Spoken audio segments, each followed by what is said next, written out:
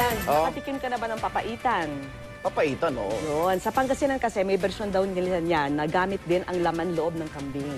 Ito nga, simple ang tanong eh. Ano ang pagkakaiba ng dalawang version na yan? At sasagutin na po yan sa Midnight Express ni Mikael Daes. Natakot ba kayo?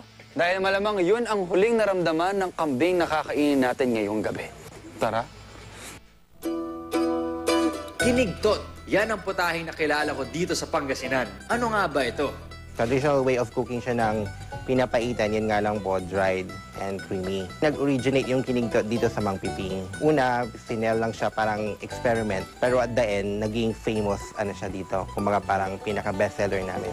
Ang kinigtot ay salitang ibig sabihin sa Tagalog ay tinakot. 1 year and 2 months na kami nagsushoot ng Midnight Express. And ito, may mga putahe pa rin hindi ko pa natitikman. Ever. As in, kahit yung sangkap niya, hindi ko pa natitikman. Ito, kambing to. Balat at laman loob ng kambing. So, atay, balat, utak. Nakakatakot nga. Kinigtot ako. Ang lambot. Lahat. Parang gummy bears. Okay, yung atay niya, hindi para atay ng manok. Mas gusto ko yung sa manok dahil yung sa manok, minsan may isip mo, baka beef pa siya o pork. Ito malambot. Tapos yung balat niya, malambot na magaspang. Pwede ba yun? Sa totoo lang, yung lasa niya okay lang.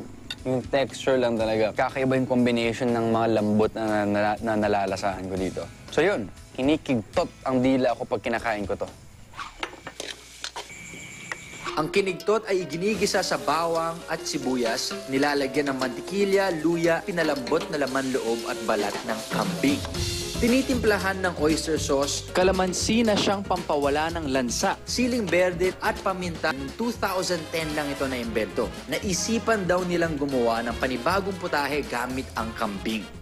Isang panibagong food experience na naman para sa akin dito sa Midnight Express, ang balat at laman loob ng natakot na kambing. Ako po si Mikael Daes. This is Midnight Express. Good night!